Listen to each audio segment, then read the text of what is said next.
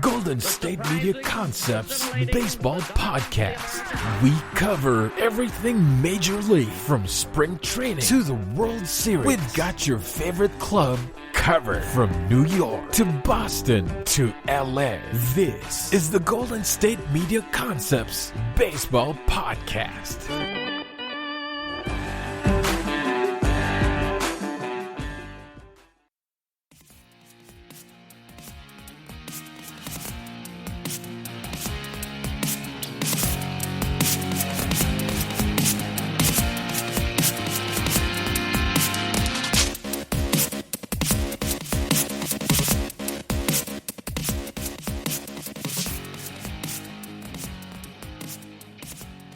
And what's going on, everybody? Welcome back to the GSMC Baseball Podcast.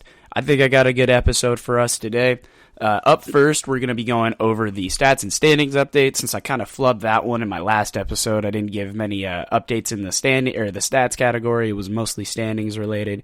After that, I have, is Shoei Otani having the best season ever? And he's not having the best season ever necessarily at one position, but he's doing it as a two-way player right now, and I think that's really impressive. At number 3, Wade Miley threw a no-hitter against my favorite baseball team, so we're going to have to talk about that. And then at number 4, I have where Albert Pujols should end up, like where I think he should end up. So, with that being said, let's just get right on into it. Up first, we are starting out in the AL East. The Boston Red Sox currently still have a first-place hold on that division. They are plus 30 in run differential. Winners of their last 2, and out of their last 10, they are 6-4. Up next in second place is Tampa Bay. They are 18-16. They are just 2.5 games back behind Boston for first place, and they are a half game back in the wild card right now. Toronto is 16-15. They are 3 games back against Boston from first place and a full game back from the wild card. They are 6-10, just like the Red Sox and the Rays. Tampa Bay and Toronto have lost their last game, however, as I'm recording this. All 3 teams are above or positive in run differential. Tampa Bay is plus 3, and Toronto is plus 24. Up next in fourth place is the New York Yankees. They are 16-16 with a perfect .500 record. They are 3.5 games back behind Boston for first place and a game and a half back in the wild card. They are 7-3 in their last 10, but they have lost 2 in a row. Their run differential right now is plus 11, so they're doing all right. They're starting to crawl out from that really tough start that they had, but they are getting it done, and that's the important part. And in last place is Baltimore. Baltimore is 4.5 games back, 2.5 games back from the wild card with a record of 15-17. They are 5-5 out of their last 10. They did lose their most recent game, but they are minus 10 in run differential. They're having a surprisingly good year if they can get their offense up a little, or offense production up a little bit more, or really just getting their getting their pitching staff to not give up as many runs. Then I think that would help them out quite a bit, and they'd actually be able to get things going. Out in the AL Central, so like I said, Wade Miley threw a no-hitter against the Cleveland Indians. And I had woken up for 2 or 3 straight days with the Cleveland Indians, my favorite team, being in sole possession of first place for the first time since, I think, like a couple days into the season. And then Wade Miley throws that no-hitter, and all of a sudden, we are back down into second place behind the White Sox, who are 17-13. They are 6-4 with a 1-game winning streak. They are plus 39 in run differential. And by the way, when I say like we, I don't mean like I'm any way affiliated with the team or that I even play for the team. It's just kind of a fan thing to say. I mean, I'm sure everybody here or everybody listening is aware of it, but I just feel like I need to make that like disclaimer. When I say we, I mean them. So Cleveland is 17-14 now. They're a half game back behind the White Sox for first place in the division. They do have a wild card spot on lock right now. They're 7-3 out of their last 10. However, they did lose their most recent game. plus 8 in run differential right now. White Sox, however, are plus 39 in run differential. Kansas City is up next after going on that giant win streak. They have completely fallen apart ever since playing the Cleveland Indians a few series ago, and they have definitely fallen from grace. They are 16 and 15. They are 1.5 games back out of first place, which isn't too bad, but they also have lost 8 out of their last 10, and they have lost 6 games in a row. Their run differential right now is minus 17, and they're just not doing good. Up next is Minnesota. Minnesota right now is 12 and 19, and remember, every time I talk about it, if I make a bad pick and I remember them, I'm going to own it. And right now, it doesn't look like Minnesota's going to be coming out of the cellar really anytime soon. They are 12 and 19. They're 5.5 games back out of first place. They're in fourth place right now, but they are 5 games back out of the wild card as well. They're 5-5 out of their last 10. They did win their most recent game, and they are plus 2 in run differential.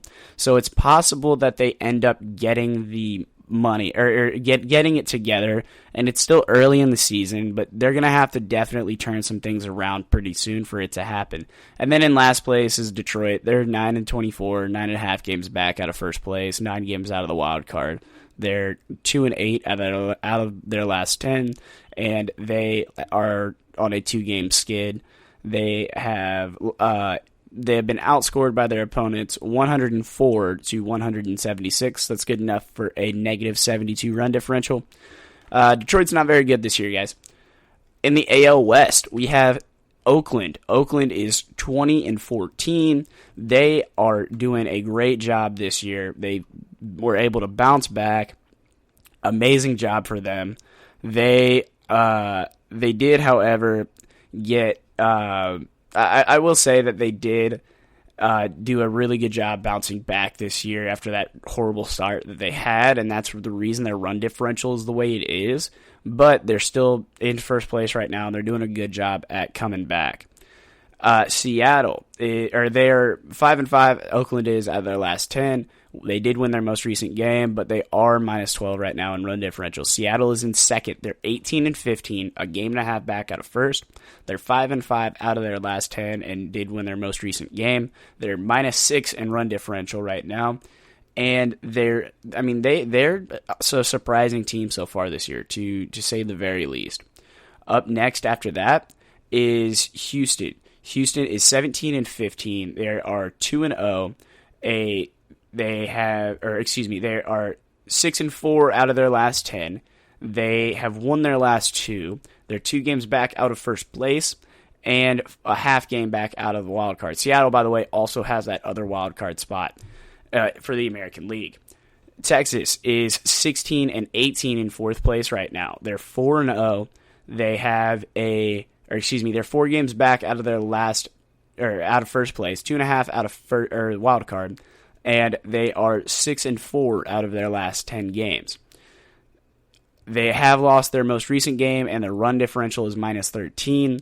So they're not doing great, but they do seem to be headed in the right direction, at least right now.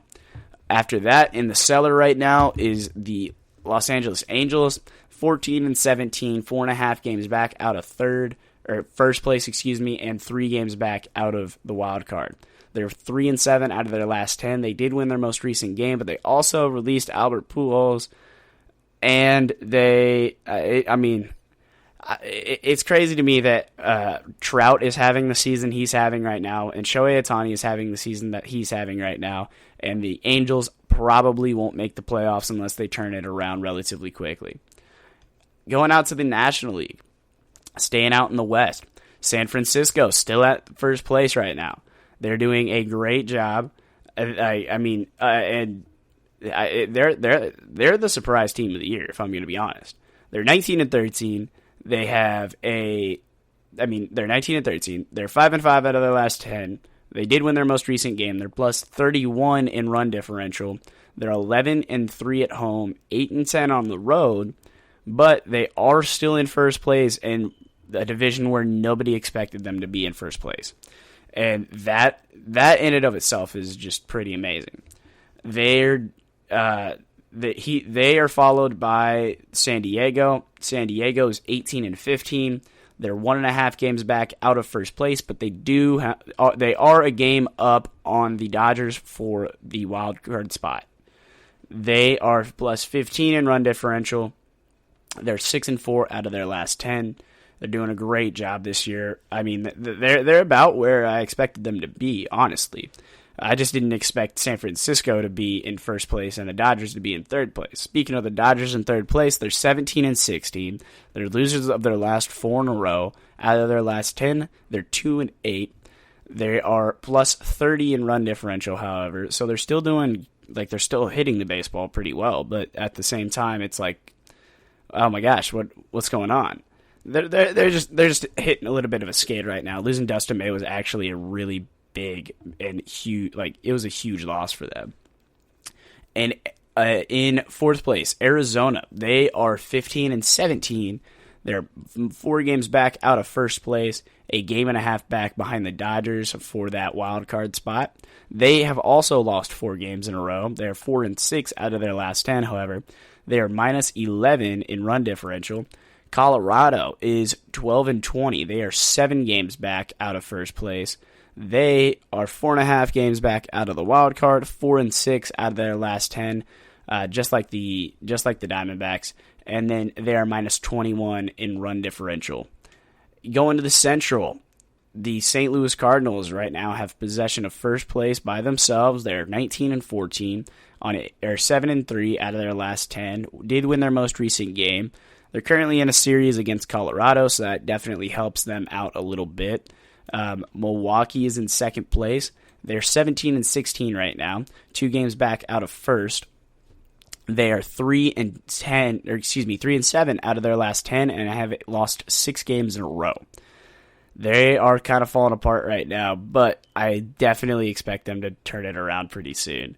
Then you go down to third place. That is Chicago and Cincinnati. They're technically tied. Chicago's 16-16. The Reds are 15-15. They're both 2.5 games back out of first place and a half game back out of the wild card right now. They're both 6-4. The Cubs have won 4 in a row, but the Reds have only won 2 in a row. The Cubs, however, are minus 5 in run differential, whereas the Reds are now plus 3 after the game last night against the Cleveland Indians. The day I'm recording this on Saturday, obviously, and it's supposed to come out tomorrow on Sunday, May 9th. Pittsburgh is 13-18. They're in the cellar right now. They are 5 games back out of first place, 3 games back out of the wild card. They are 3-7 out of their last 10. And are on a 2-game losing skid with a minus 30 run differential. Now, going to the division where if you flipped it, nobody would bat an eye. You have Philadelphia in first place. They are 18-15, leading the National League East right now, 7-3 out of their last 10, winners of 5 straight, minus 2 in run differential. The Mets are 14-13. They are a game back out of first place. They do appear to have one of the wild card spots, however, or at least are tied for one of the wild card spots. They're 5-5 out of their last 10, but they have won 3 in a row. They're minus 7 right now in run differential, but they also haven't played that many games compared to some of the other teams in the league. Miami is 15-16 in third place. They are 2 games back out of first, 1 game back behind in the wild card. They're 6-4 out of their last 10 and winners of 4 in a row, and the only team that is positive in run differential right now in the National League East. They're plus 25. Atlanta is a half game behind them, as is Washington. Atlanta is 15-17. They're 2.5 games back out of first, 1.5 games back out of the wild card. 5-5 out of their last 10. They did lose their most recent game, and they are negative 18 in run differential, which is the worst in the NL East. Washington is 13-15. They are 2.5 games back out of first place, a game and a half back out of the wild card, like Atlanta. They are 5-5 out of their last 10, but they did win their most recent game. They are minus 15 right now in run differential, and that is going to be it for the standings. We went over everything, and we're going now to the stats. And right now, I mean, I'm pretty excited to view some of these stats because Mike Trout's going to be leading all of the offensive categories pretty much. His average did finally drop below 400, which was kind of sad to see, but his OPS is still leading the league with a 1235. His slugging percentage is still leading the league with a 740. In second place for slugging is JD Martinez with a 675. In second place is also JD Martinez in OPS for 198, or 1,098. On base percentage, Mike Trout leads it all with a 496 on base percentage. In second place is Vladimir Guerrero Jr. with a 459. JD Martinez has a 423 on base percentage. Justin Turner has a 421 on base percentage, and Yuri Gurriel rounds out the top 5 with a 420 on base percentage as well. The average is Mike Trout leading it all again. He is hitting 380 right now, or 385, excuse me. Yerman Mercedes is in second, hitting 380. Jesse Winker right now is hitting 354. He's having a great year for the Reds. Xander Bogaerts is in fourth right now, 344 batting average. And in fifth place is Yuri Gurriel with a 342. All of those guys are having great years. JD Martinez is in sixth right now with a 342 average as well. They're all of those guys are having great years. Whit Merrifield for Kansas City right now is leading the league in stolen bases, followed by Ramon Lorano, who has 8. Whit Merrifield has 10.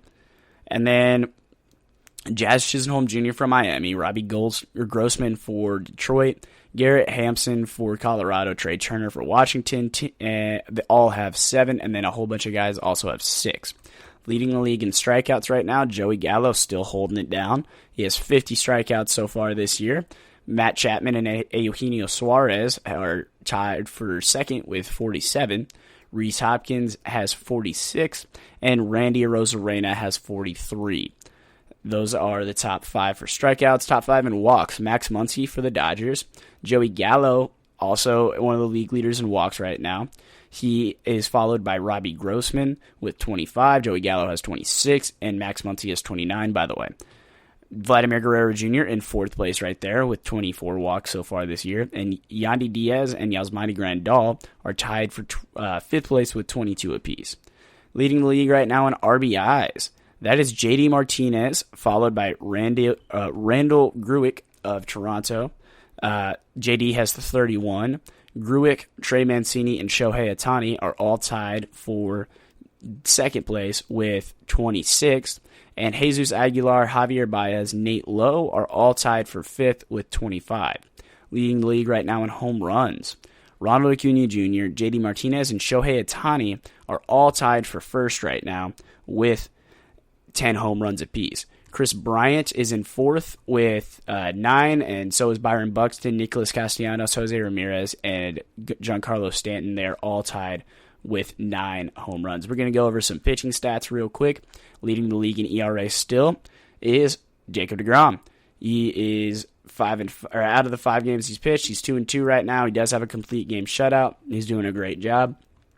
Carlos Rendon right now has a 5-0 record out of the 5 games that he started. He did throw that no-hitter, and he has a .58 ERA. Danny Duffy for Kansas City has a .16 ERA out of the 6 starts that he has. He's 4-2 out of those starts. John Means is in fourth with a 1.37 ERA right now. He's 4-0 for Baltimore out of the 7 starts that he has had. Garrett Cole, out of the 7 starts that he has had, has a 1.61 ERA with a 4-1 record. Doing a great job right now all those guys are doing awesome. Leading the league in innings pitched, Shane Bieber, out of the 7 starts he's had, he's pitched 48 1/3 innings, followed by Zach Wheeler, who has 47 2/3 innings, followed by John Means of Baltimore, who has 46 innings exactly, Zach Eflin, who has 45 1/3 innings, and then Garrett Cole, who is 44.2 innings pitched so far this year. And then going over strikeouts, just real quick, Shane Bieber, 77 strikeouts so far this year out of his 7 starts, followed by Garrett Cole, who in his 7 starts has 66, followed by Tyler Glasnow, who in his 7 starts has 64. Jacob deGrom has had 5 starts this year. He has 59 strikeouts. Trevor Bauer, out of his 7 starts, he has 58 strikeouts. He's doing a great job this year. And then leading the league in saves is Mark Melancon still. He has 11. Ian Kennedy for the Rangers has 9. So does Alex Reyes of St. Louis. Jake McGee of San Francisco has 8. And Matt Barnes, Diego Castillo, Aroldis Chapman, Josh Hader, Will Smith, and Cesar Valdez all have 7. That's going to do it here in that first segment. Up next, we're going to be talking about if Shohei Otani is having the best year ever. This is your ultimate stop for everything sports. The Golden State Media Concepts Sports Podcast. Should I say more? From the NFL, MLB, the NBA to MMA, it's all in here. The Golden State Media Concepts Sports Podcast. Listen now.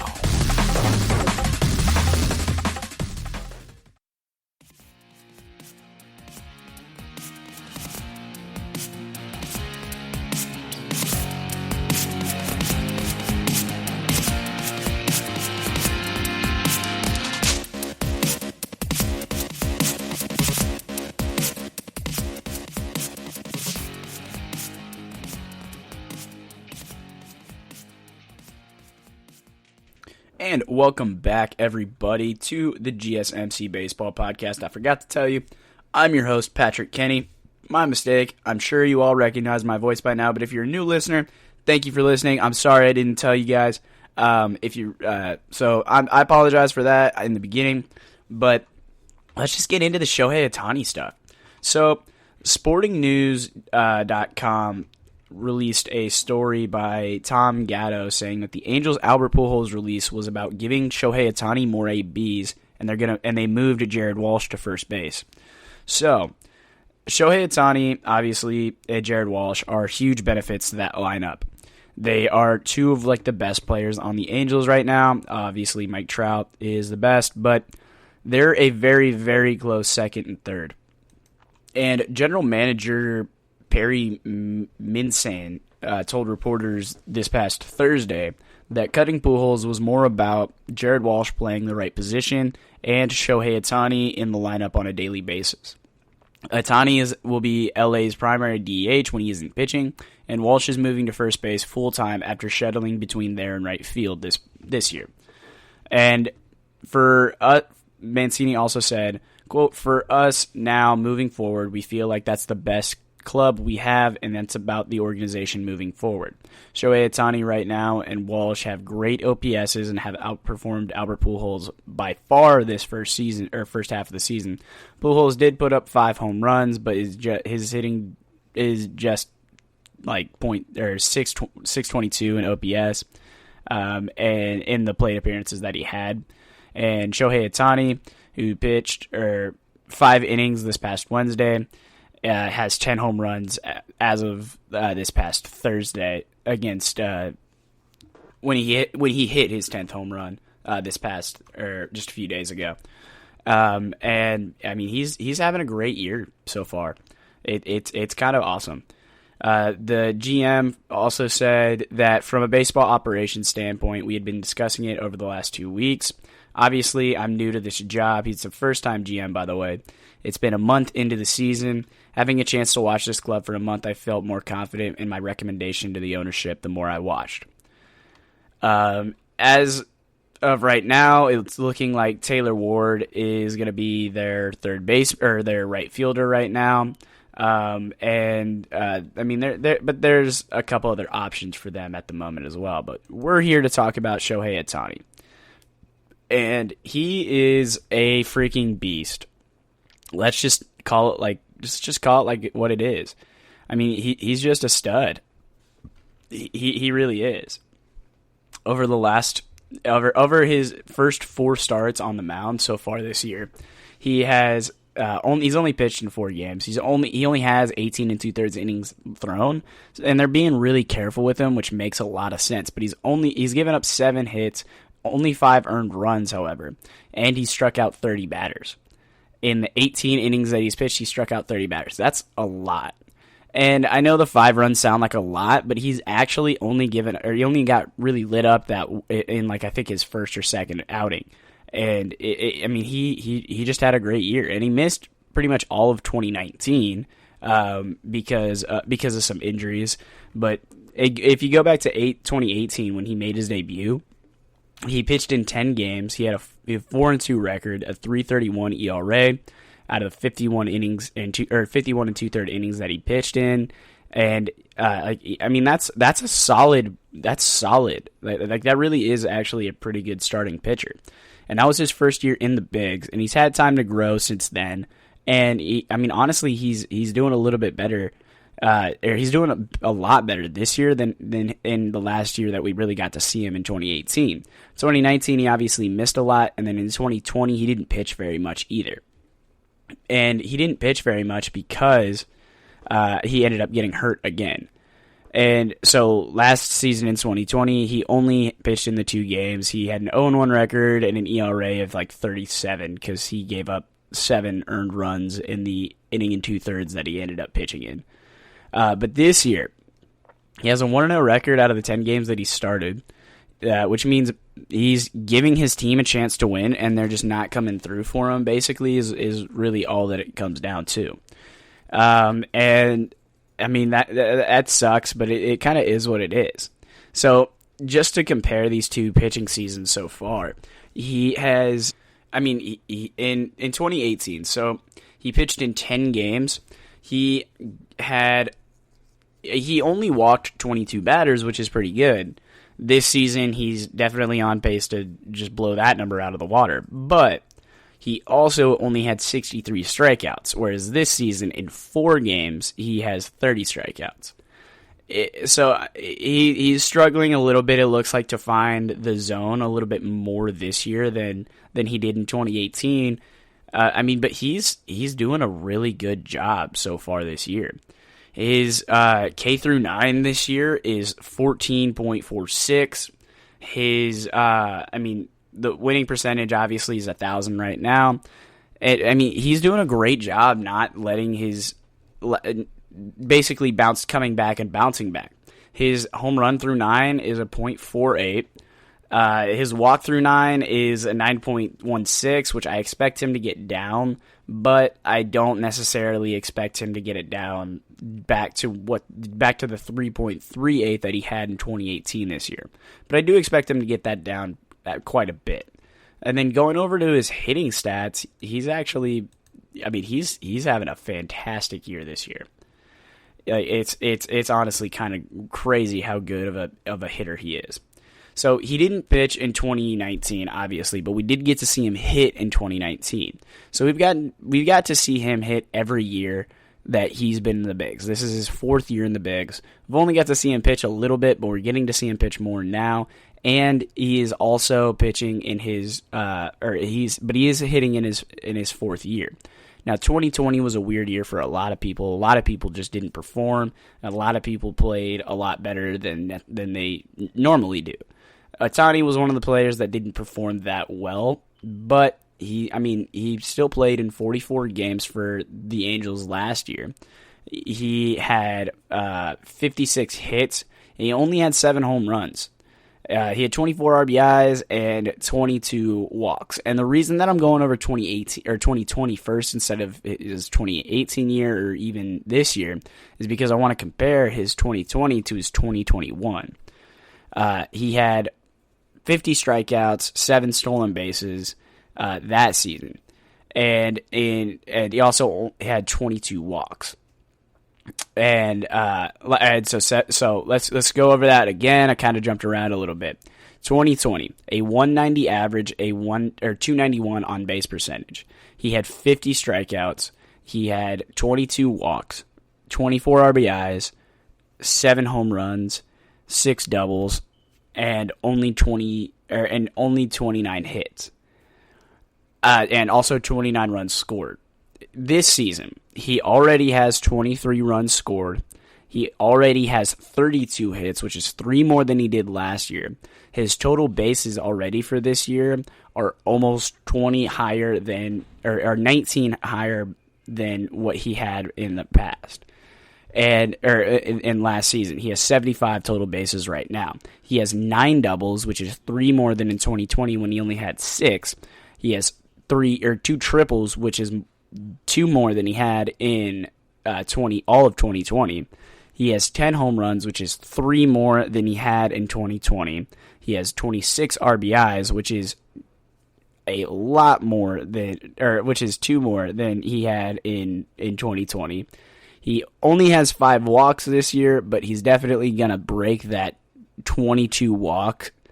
And he already has 31 strikeouts, which isn't perfect, but he is doing a good job trying to get everything. I would say that he's still doing a great job figuring things out at the plate. He's hitting .278 right now, a .325 on base percentage, a .652 slugging percentage, and a .977 OPS.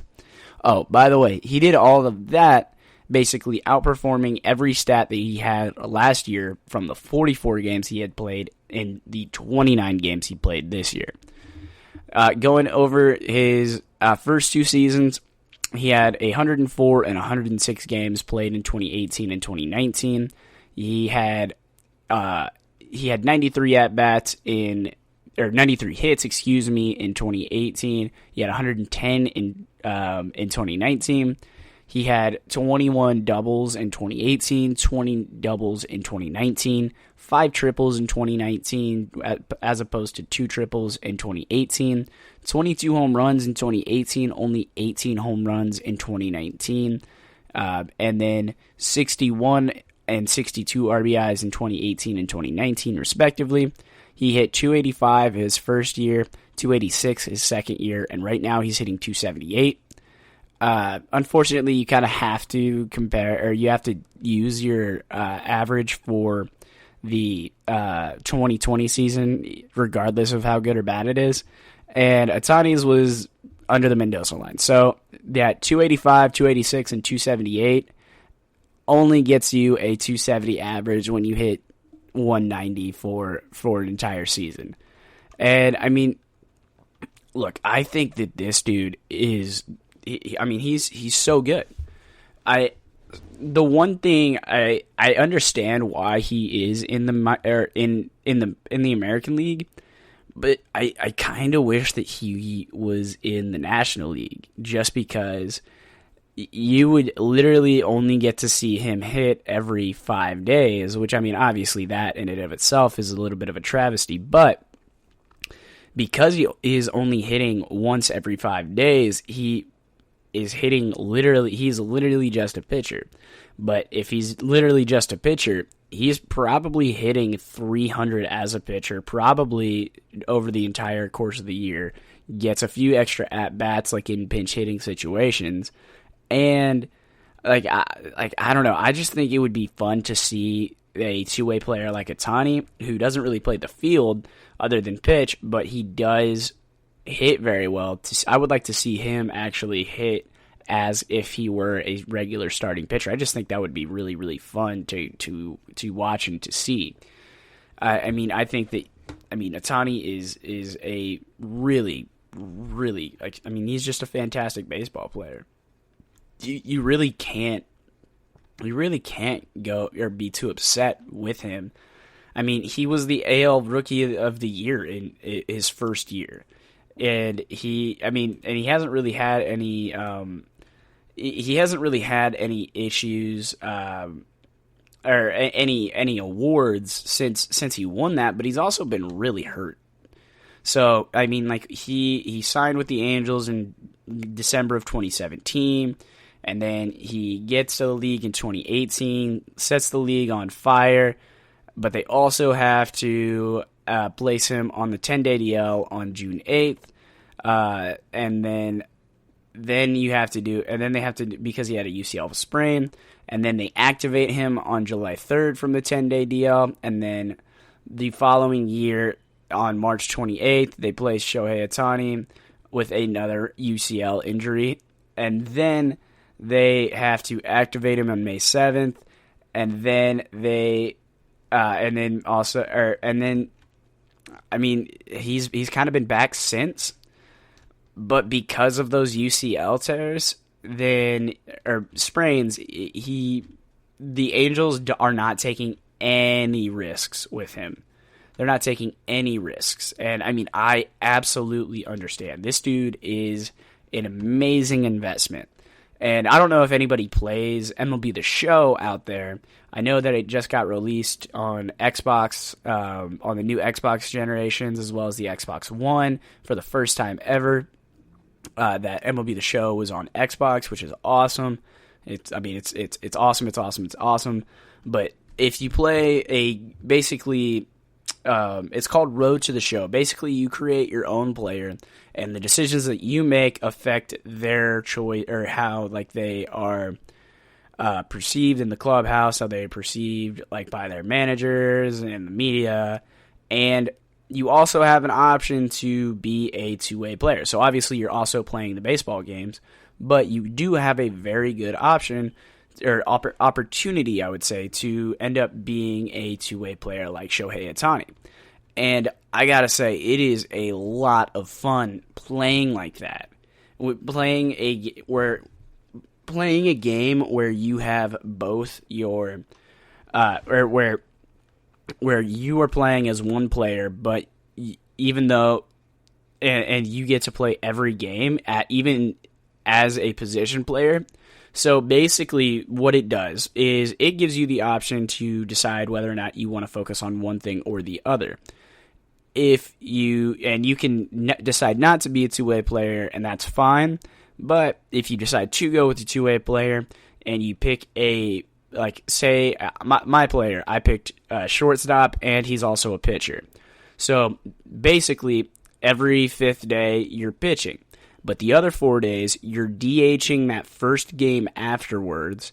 Then you're playing your 2 games at your position. Then you're DHing the following day. And then, so that's the 4 days in between your starts. And then on that 5th day, you are throwing then you're throwing on the mound again.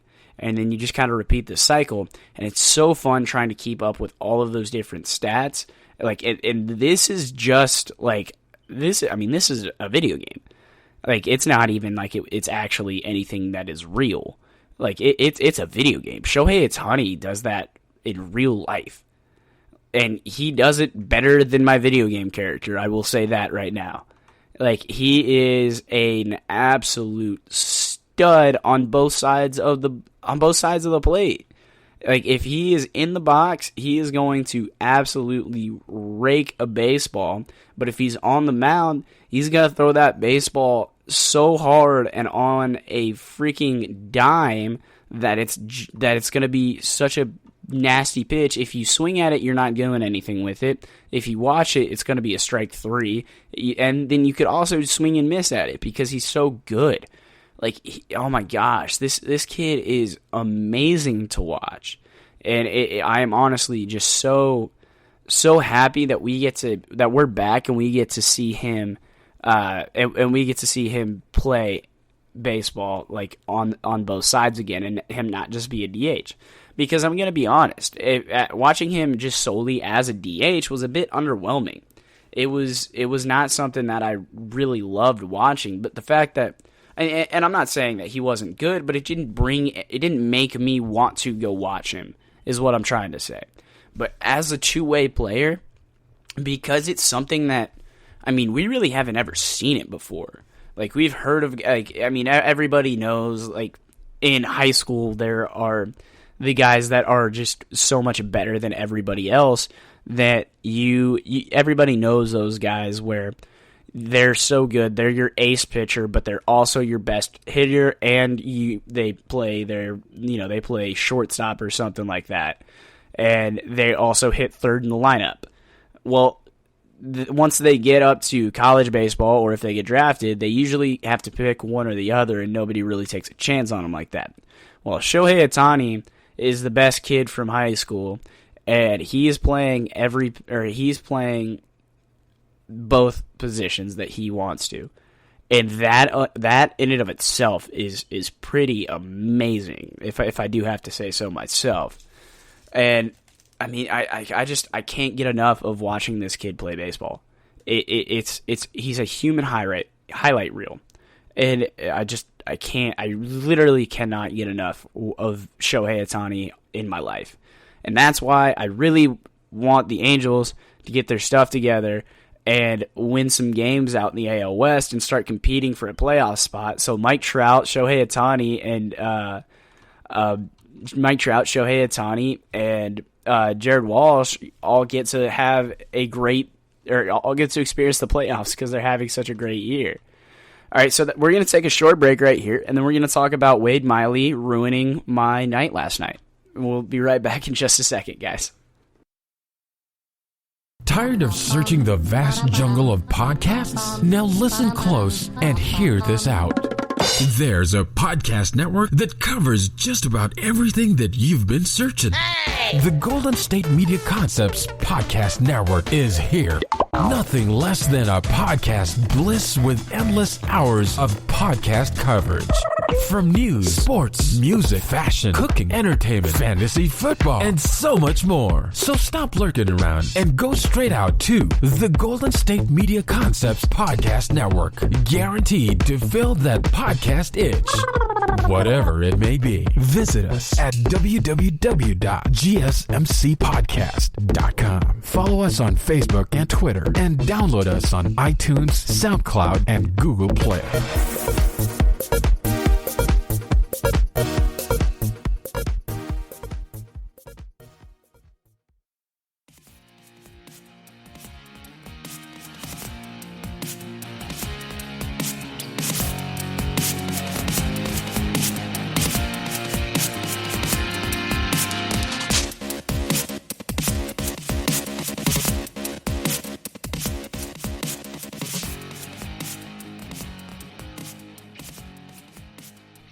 And welcome back, everybody, to the GSMC Baseball Podcast. I'm your host, Patrick Kenny, ready for this third segment here of the day.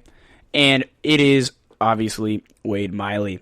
Wade Miley, currently number 22 for the Reds, made his debut back in 2008 for the Diamondbacks. He is 34 years old, and he just absolutely destroyed the Cleveland Indians last night.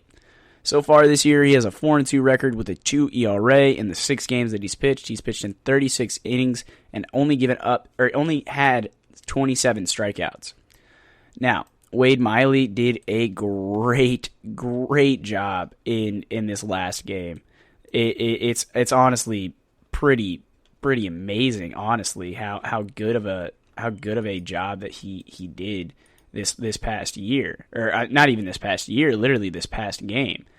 He pitched against the Indians. Obviously, didn't give up any runs or hits, and I mean he was honestly fantastic last night. He went the whole game. Obviously, 9 innings, only 1 walk, 8 strikeouts. The 1 walk came with Cesar Hernandez. His only walk the only walk that Hernandez got was kind of early in the game, honestly. Everybody else on the team 0 for 3 or 0 for 4 basically. Jordan Lupau, it went 0 for 4 with 2 strikeouts. Cesar Hernandez 0 for 3, even though he led off, but he got the walk. So he just unfortunately for Cleveland Indian fans and the Cleveland Indians in general, he just pitched a little bit better than Zach Plesac. Plesac went 8 innings, gave up 3 hits, struck out 7, and then Clace came in and basically blew the doors off of any chance that the Cleveland Indians had at winning that game. He gave up 2 earned runs, 3 hits, and 3 runs total. Eddie Rosario did miss a ball in that 9th inning where the Reds took the lead, and then Wade Miley closed the door. Wade Miley just closed the door on him. It was pretty impressive, actually. I mean, and Mark Sheldon. So thanks to Mark Sheldon of MLB.com, he put together a few pretty interesting little quirks about this. And so, I mean, the game was delayed basically an hour and a half by rain, and so everybody had to keep busy. And basically, Wade Miley was just pretty much annoying everybody in the clubhouse. when asked about it, Miley said he goofed off about like always, is literally the quote. He played high cards a couple times with the boys in there to get some adrenaline flowing, win a couple bucks, yelled rain out a bunch, telling everyone they banged it. Position players were getting frustrated with me. It's just kind of what I do, just trying to stay loose, not too much pressure, not think too much. Miley's catcher was Tucker Barnhart last night. He forgot to bring his scouting card with him to the field when the game got underway. It's funny. I have a catcher card. I'm sure you've seen me pull it out of my back pocket during games. I forgot it in the locker room before the game and never came back to my locker to get it, Barnhart said. It's got the scouting report on it, things like we didn't have a pitcher-catcher meeting prior to the game. Barnhart wasn't the only player who didn't have all his information handy. Tyler Naquin, the former Cleveland Indian, was saying that he played the wrong side of the outfield card the entire game. So basically what that means is they get scouting reports on where they should probably set up.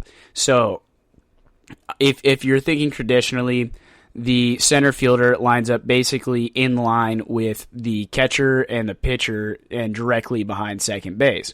But if a team has more left-handed hitters on the team, if the team has more left-handed hitters, then, and I mean right now at least in Major League Baseball, it's a lot more likely for a player to pull the ball than it is for a player to hit the ball opposite field. So Tyler Naquin would probably start maybe about 5 to 10 steps to his left, facing the infield. So he would play toward right field basically. So he forgot that, and the Reds had strikeout artists. They have great strikeout artists like Sonny Gray and Luis Castillo in their rotation. They had a National League Cy Young Award winner last year with Trevor Bauer. And Miley isn't a hard thrower or known for racking up strikeouts. I mean, he was probably the guy that people thought was least likely to get a no-hitter with the club. Barnhart said, quote, "Yeah, there's something beautiful to the way he pitches. It kind of gets lost in today's game with the way it's played. He pitches to contact, and there are far and few between. You can count the guys that pitch that way. I mean, strikeout rate has never been higher. He was able to get weak contact all last night. And speaking of weak contact, there was only one ball that the Cleveland Indians hit that was more than 100 miles an hour, according to StatCast. And that was from Franmil Reyes, who lined out to Kyle Farmer at shortstop in the 5th inning. Terry Francona said, he kept us off balance. He put on a clinic. I mean, he cut the ball in on the righties through changeups and four-seamers in. He was just back and forth. I mean, that was pretty impressive. That was from Tito Francona. And exactly 2 years ago, the Reds were on the wrong side of a no-hitter thanks to Mike Fiers and the Oakland A's. And that game start was delayed about 90 minutes as well because of the lights malfunctioning, and manager David Bell had to be reminded about that dubious evening. Dave Bell said, "You forget that, but I'll never forget this. I will never forget the look on Wade's face. It was really special for everybody to be part of that, but I'm so glad he enjoyed them every moment, and especially the part with his teammates, because I know I'll never forget about it, but I don't think any of us will." It was the shortest span between the Major League's no-hitters since June 29th of 1990, when the Dodgers pitcher Fernando Valenzuela and Dave Stewart of the Oakland A's each recorded one on the same night. On Wednesday, the Orioles ace John Means threw a no-hitter in a 6-0 win against Seattle, and then Friday night, obviously Wade Miley did it again. And, I mean, he had a good luck charm on his non-pitching arm. His 4-year-old son, Jeb, insisted that his father wear his Incredible Hulk temporary tattoo on his right forearm. And then Nick Castellanos said, well, now he's got to get it for real. Obviously, that's the easiest answer. You had the fake one, you threw a no-no, now make it real. I kind of like that idea. I think that's a very fun idea. At least it has a cool little story. But real quick, we're gonna go over the teams because Wade Miley, congratulations to him. That was an amazing performance, and he deserves every bit of credit that comes his way. That is without a doubt what needs to happen for him. He deserves every tiny bit of credit that could possibly go his way because that was an amazing, amazing, amazing opportunity, an amazing thing for him to see. And I'm going to say, even though it doesn't count, I'm going to say that the no-hitter that Madison Bumgarner threw, even though it was 7 innings, it still counts. And I got to say that right here. I think I definitely think that it's a good opportunity for just a little bit of fun kind of a thing. But I think it was a great year. And it looks like it's going to be a great year for no-hitters, at least early into this season. So, I mean, it's one of the rarest and most noble things that you can do in baseball. And even if it seems like no-hitters are on the rise, there is an argument that no matter how you slice it, it's one of the game's best achievements. To get 27 guys out or more without giving up a single hit is awesome. And it is super, super impressive. So, we're going to go with a team, or we're going to go over this list, which has every team's most recent no-hitter. So for the Blue Jays in the American League East, that was September 2nd, 1990, with Dave Stieb. Stieb, one of the most underappreciated great pitchers of the last 30 years, had taken a no-hitter into the 9th inning 3 times before he finally got this one, and that's the only one in Blue Jays history. That happened 31 years ago. That is crazy. For the Orioles, it's John Means. It happened earlier this week. And after nearly 30 years of not having a no-hitter, a combined effort that saw Bob Maliki and 3 relievers shut down the A's, Means made history with a brilliant effort in Seattle, coming within a third strike wild pitch of a perfect game.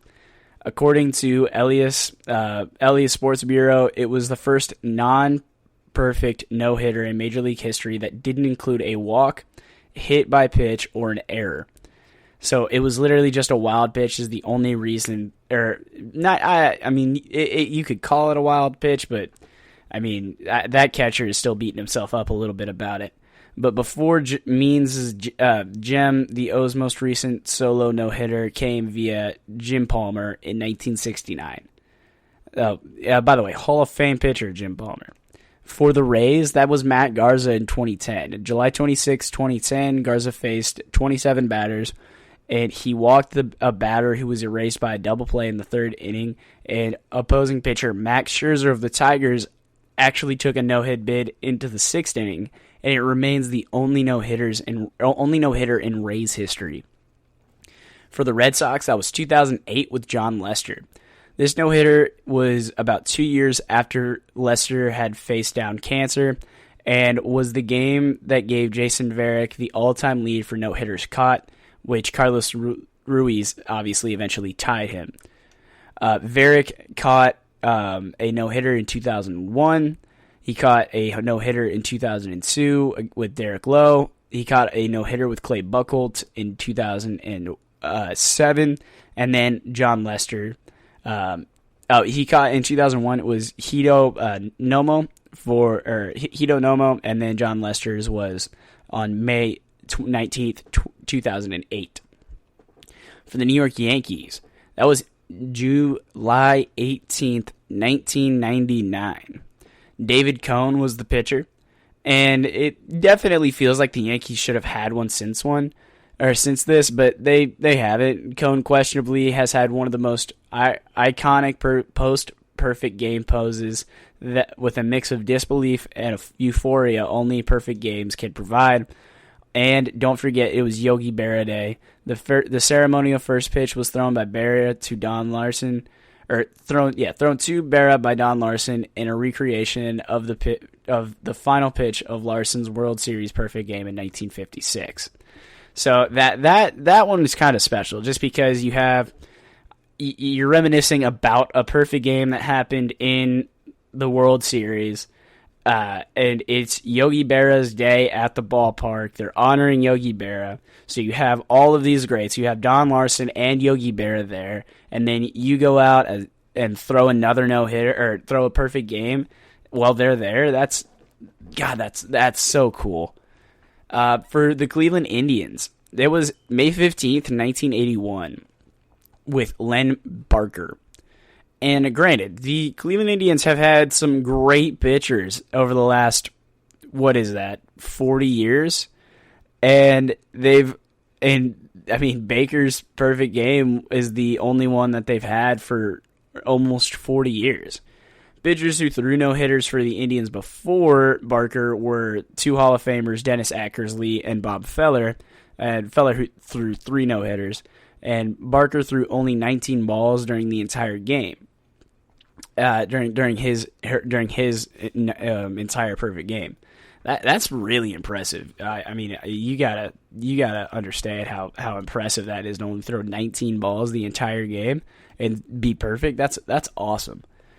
For the Royals, that was Brett Saberhagen in August 26, 1991. The last guy you'd want to face when you're trying to hang on to your first career no-hitter is Frank Thomas.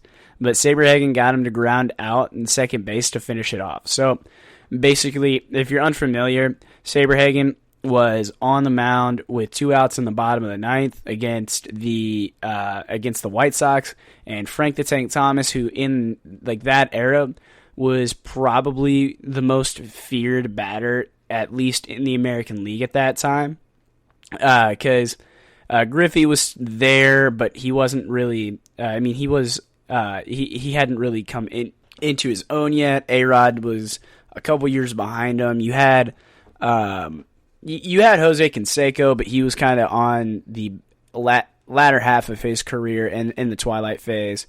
And I believe I don't think that Mark McGwire was in the National League yet, but if you're facing either Mark McGwire or Frank Thomas right there, those are the two guys you'd probably not want to face trying to hold on to that. For the Tigers in the AL Central, that's Justin Verlander in 2011. Verlander's second no-hitter nearly 4 years, he got his second one nearly 4 years after his first, and then he would obviously go on to throw his third with the Astros. So that was about 9 years ago 9 years ago yesterday for the Tigers. The Twins, Francisco Liriano in 2011, May 3rd, 2011. And he had one of the most fortunate no-hitters ever because he walked 6 batters and only struck out 2, but ended the game with a no-hitter. That's pretty awesome. With the White Sox, that's Carlos Rendon obviously this past year.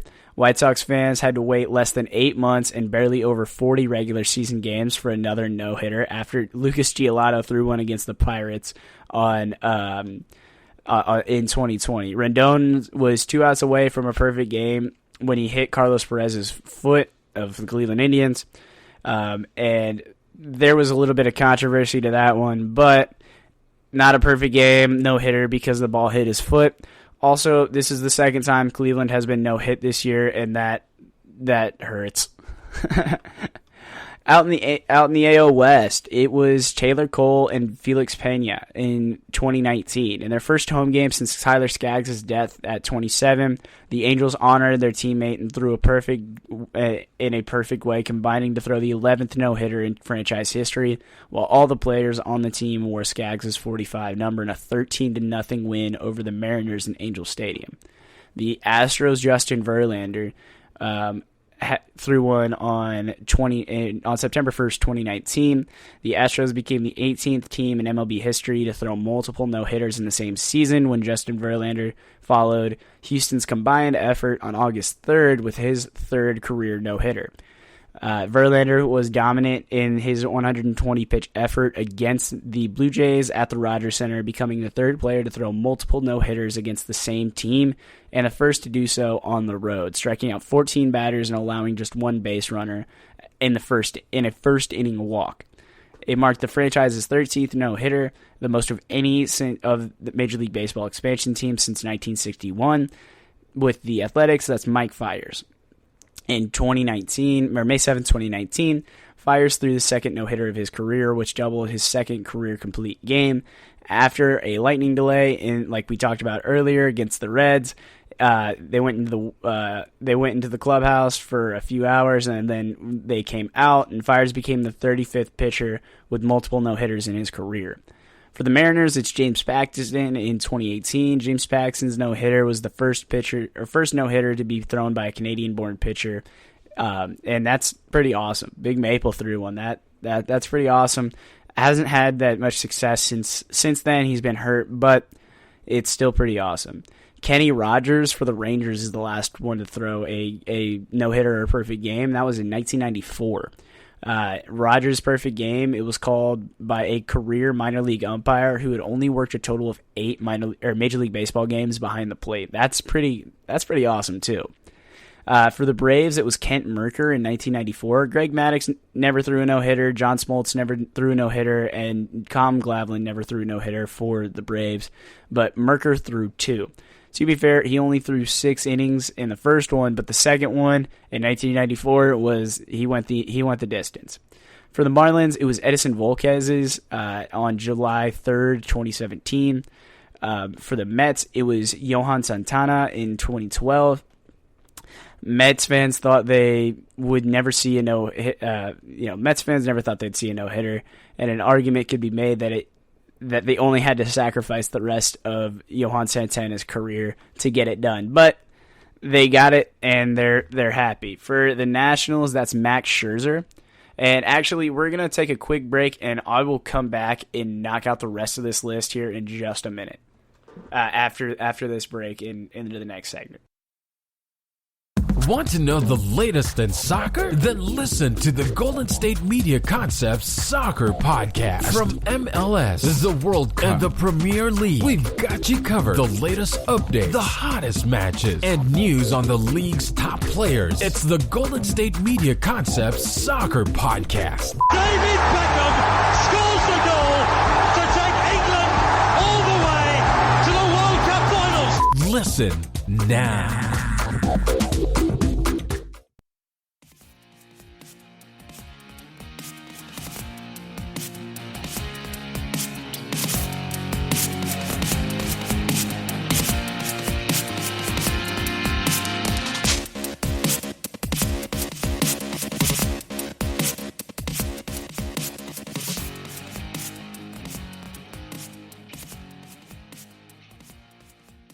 All right, so in this segment, we're going to finish that list of every team's most recent no-hitters. It took a little bit longer than I was expecting, but after that, we're going to briefly go over some teams that I would really like to see Albert Pujols potentially go to if he decides to come back. The Nationals, Max Scherzer threw his second no-hitter of the season, basically his second one of the week, and he struck out 17 on October 3rd in 2015. The Phillies, Cole Hamels, to finish out the NL East. He was, along with Ryan Howard, was the last of the Phillies left standing from the 2018 World Championship team. So it was pretty fitting that the MVP of the series finished off the Phillies with Phillies career. He finished off his Phillies career with a no-hitter, and then he was traded to the Rangers before his next start. The Brewers in the NL Central was Juan Nieves on April 15th, 1987. He's still the only no-hitter in Brewers history, and the highlight of that final out doubles as part of Robin Yount's career highlight reel.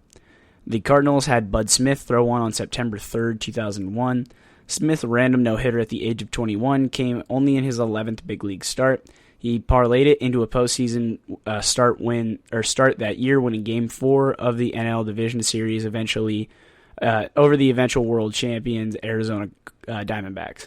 He never got it back together after that and was traded to the Phillies after the 2002 season in a year which he had a 6.94 ERA, along with Placido Polanco for Scott Rowland. Smith never appeared in the majors again after that, but he still has that no-hitter to his belt.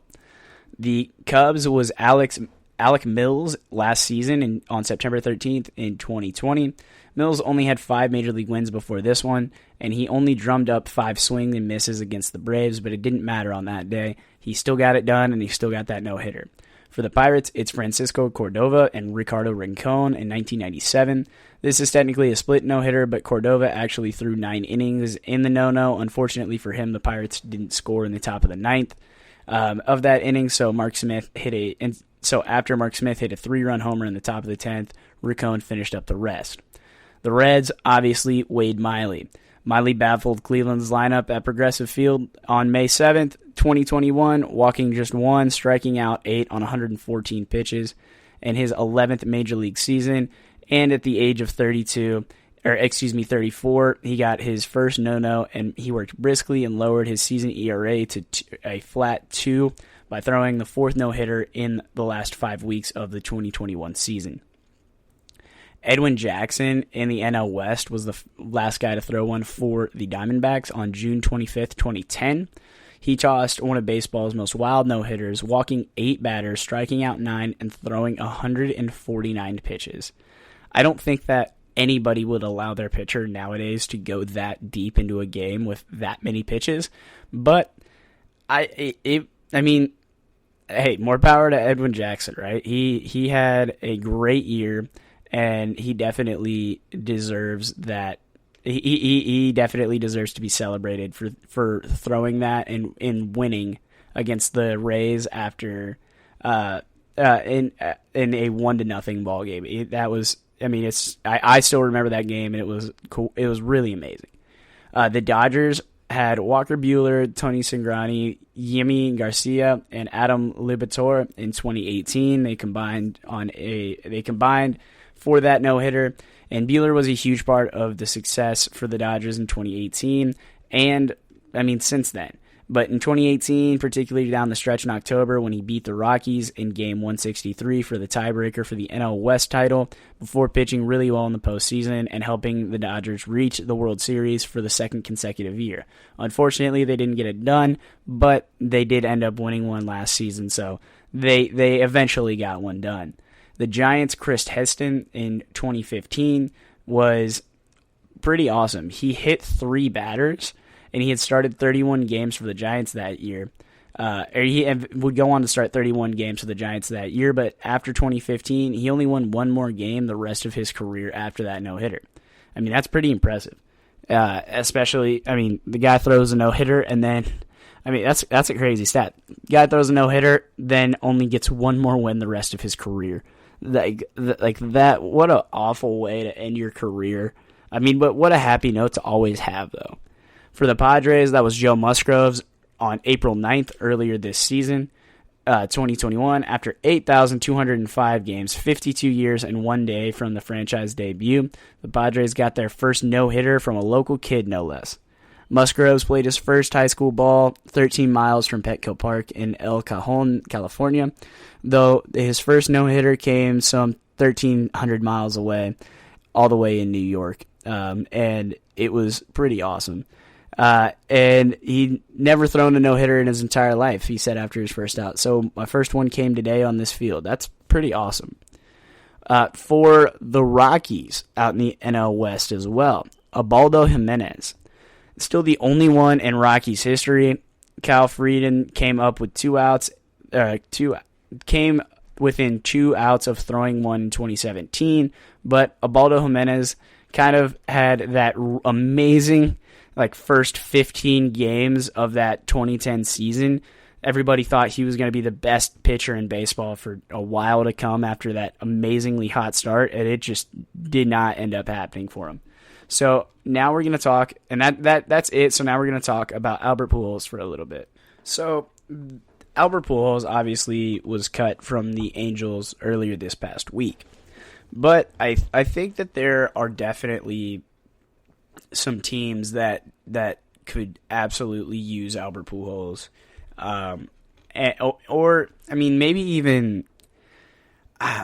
maybe not even use him, but something that would be just something really, really special for a lot of people to watch.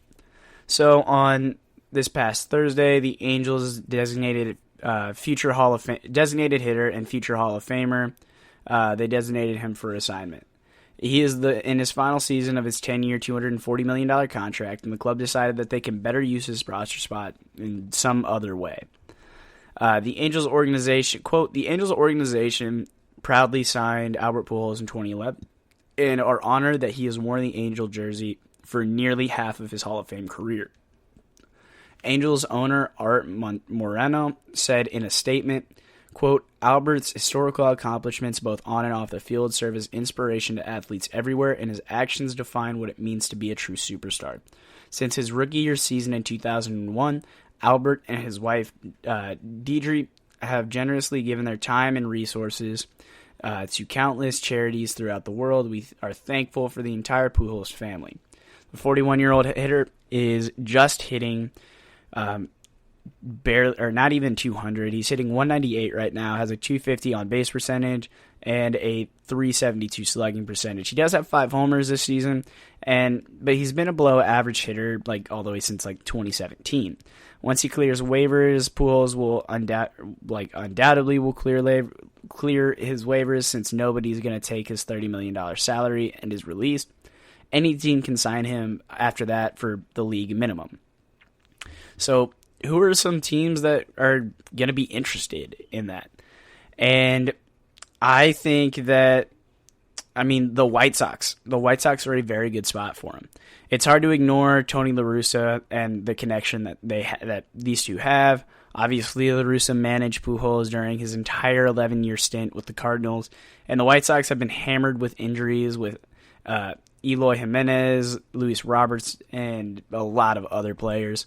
What's the problem is that Pujols doesn't play the outfield, and neither does rookie Yerman Mercedes, who is right now, out of just straight hitters, he's the best DH right now in baseball. And I'm including JD Martinez in that when I say that. It's really hard. He's tearing the cover off the baseball. Jose Abreu obviously is not going to be taken off first base for that, or for a 41-year-old Albert Pujols either. It's hard to see a fit, but you can't rule out La Russa going to bat for this guy. And second is the Cincinnati Reds. The Reds lost Joey Votto to a broken thumb this past Wednesday and is expected to miss several weeks. Cincinnati could go with Alex Blandino, Kyle Farmer, Mike Moustakas at first base, though none of those are really ideal situations. Moving Moustakas would require moving Jonathan India or Nick Senzel to third and open a hole somewhere else. Asking Pujols to play first base on an everyday basis at this point in his career isn't a best idea, but the Reds are kind of an option. That's definitely something that the Reds should absolutely, at the very least, consider. Albert Pujols right now is 33 home runs away from. He's 33 home runs away from hitting, from getting to 700 home runs in his career. And so in third, I'm going to put the Rockies in there.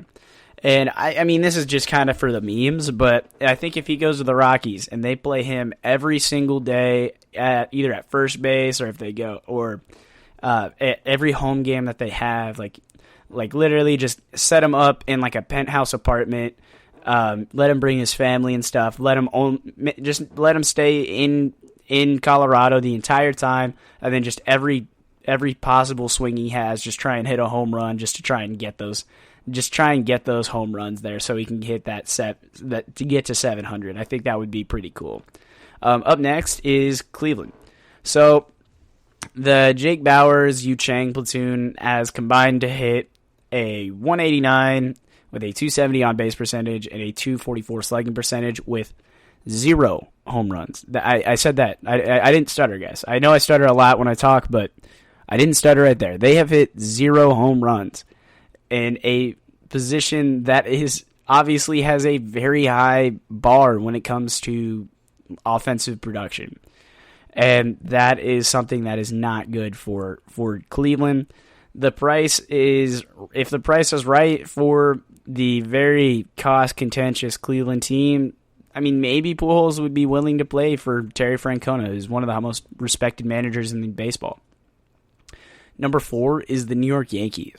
Luke Vogt is working his way back from knee surgery, and the Yankees' first baseman, all of them have hit for a 159 average, a 258 on base percentage, and a 265 slugging percentage in the interim. And already this this year the Yankees could have taken the low-cost flyer on a bounce-back candidate with Rougned Odor, and they could do something similar with Pujols. It's unlikely because Voit is starting a minor league rehab stint this week and is expected to return pretty soon, and Pujols would be a short-term fill-in at best, while especially with the Giancarlo Stanton at DH, and he's very hot as of late. And then and the last team that I really want to potentially talk about is the St. Louis Cardinals. And if it happens, it's only nostalgia reasons. And I saw on Instagram, Yadier Molina posted a picture of them two when they were jersey swapping, and it basically said in Spanish, "How about one more ride, brother?" And I think that would be just straight up perfect. But there's not really anywhere for him to play in St. Louis. So I think if he does that, I think it would be him signing like a maybe like a 10-day contract or something of that nature, and maybe getting to play one more game in a St. Louis Cardinals uniform. They celebrate him, they take him off the field, and then he retires. And I honestly, that's probably that I think would be my favorite ending for him is for him to retire a St. Louis Cardinal. Now, granted, the other options would be really fun. I would love to see him play for the Cleveland Indians. I don't know if it would help very much. I think the team that would be a best fit for him is probably the Cincinnati Reds, just because that he could play pretty much every day until Joey Votto's back, and then both of those aging superstar first basemen could pretty much alternate time, and they pretty much faced everybody in the league. So if they're facing, like, they could pretty much, those two guys have faced pretty much everybody in the league, so you could just go based off analytics there. Oh, you hit better off this guy? Well, here you go. Oh, you're getting the start today? Well, if they put in this guy, we'll throw you in there, kind of a thing. I think that would be a really good idea for the Reds to try and go get, especially if they can get him there on like a relatively cheap, like, remainder of the deal. But I think but with like St. Louis, like, they have Paul Goldschmidt, who obviously perennial All-Star, former MVP, still one of the best players in baseball. They have him at first base. At third base, they have Nolan Arenado, so it's not like they could just move one of them over. They play in the National League, so they don't even have a DH. But if they did have a first base /DH like type already, they kind of do, because they have Matt Carpenter. Matt Carpenter is a really good hitter, not great defensively, but that's probably where. I mean, but with that being said, the Cardinals are home, and so they are home a lot this month, so they could possibly bring Pujols back for one farewell game, and I think that would be the best way for Pujols to go out. But I think what is most likely to happen, and I think that this is a damn shame, but I think most likely he's just going to retire. He already said earlier this year that this was his last year playing, and after getting cut, after being a superstar, I don't know how he will react to being cut. Obviously, getting cut is not fun, and it's not a fun time for Albert Pujols. But I think that it would be fun to at least watch one more game with Albert Pujols and knowing it was the last game, because I know that it caught everybody, and when I say everybody, I mean everybody, off guard that wasn't in the Angels organization when they got rid of Pujols. And I mean, it's just it's so sad to see that, but unfortunately for Albert Pujols, he's had an amazing career. Teams really don't have a one-dimensional first base DH type players and they're kind of moving away from them. And Albert Pujols is 41 years old now, 5 years removed from their last really good season. And that didn't even generate that much attention. Albert Pujols is going to be a Hall of Famer, and that might get him a job. There's a good chance that this just doesn't end with him in a job. I mean, for what it's worth, though, he did go 1 for 4 against in his last game against the Rays. But he did pop out in the 9th inning during his final at-bat. So I personally would love, and when I say love, I do mean love. I think that he is an amazing player. I think that it's awesome that he has had an amazing career. And I really, really hope that he goes and gets to play one more game in a St. Louis Cardinal uniform. I just think that would be the best thing possible for Albert Pujols. And I don't think that there is really anything that is going to be... I don't think that there is anybody better than Pujols as, like, character-wise. And I think that I just want to see him go out kind of the way he came in. Or kind of like how Derek Jeter got to go out, where everybody, like, where his old teammates came onto the field and they all took him off the field. And I just think that would be such a special moment for Pujols. So that's going to do it here for us, guys. Make sure to rate, subscribe, and review. Add us on Twitter at GSMC, GSMC_baseball. That's our Twitter account. Tweet us there. Talk to us. We love to interact with y'all. Y'all have a great rest of y'all's day. Thank you guys for listening.